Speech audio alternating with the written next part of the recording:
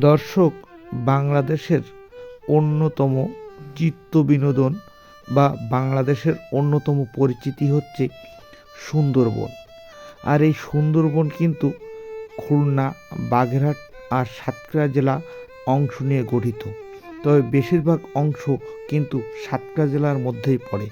তো সুন্দরবন দেখতে হলে আপনাকে সাতক্ষীরার পথে আসতে হবে। আর সুন্দরবনের ভিতরের দৃশ্যগুলো আপনারা দেখুন।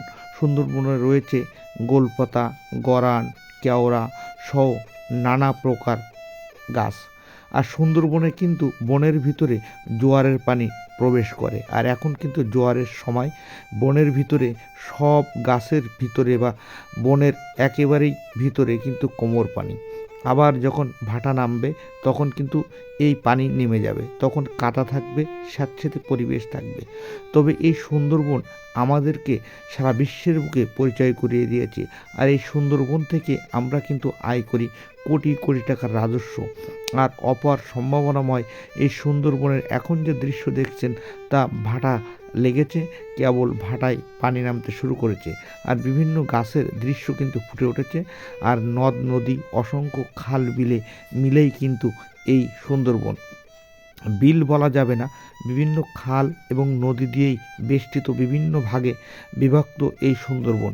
আর সাতক্ষীরা অঞ্চলে যদি আপনি আসেন তাহলে শ্যামনগর, মুন্সিগঞ্জ হয়ে আপনি যে সুন্দর দৃশ্যগুলো দেখতে পাবেন, হরেক রকম গাছের সাথে হরিণ, বাদর সহ, আর ভাগ্যে যদি থাকে বাঘও দেখতে পারেন। তবে সেদিক থেকে আপনাকে সতর্ক থাকতে হবে। দর্শক, এখন দেখছেন যে ভাটা নেমে গেছে।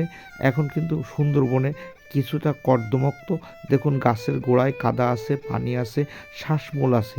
আর এমনভাবে নানান কাজে নানানভাবে কিন্তু সুসজ্জিত এই সুন্দরবন রক্ষায় আমরা সকলেই যদি এ একত্রতা প্রকাশ করি তাহলে কিন্তু সুন্দরবন রক্ষায় আমরা অগ্রণী ভূমিকা পালন করতে পারবো। কারণ এই সুন্দরবনই কিন্তু আমাদেরকে আগলে রেখেছে। বড় বড় সিডর, আইলা, বড় বড় যে সমস্ত ঘূর্ণিঝড় হয়েছে, যা সমুদ্র থেকে শুরু হয়, সেই সমস্ত ঘূর্ণিঝড় থেকে আমাদের আগলে রাখে এই সুন্দরবন।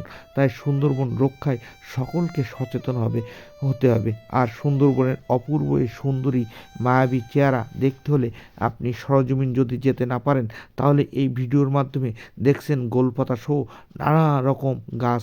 অপূর্ব এই গাছগুলো কিন্তু মাথা উঁচু করে বুক চিতিয়ে আমাদের রক্ষা করে।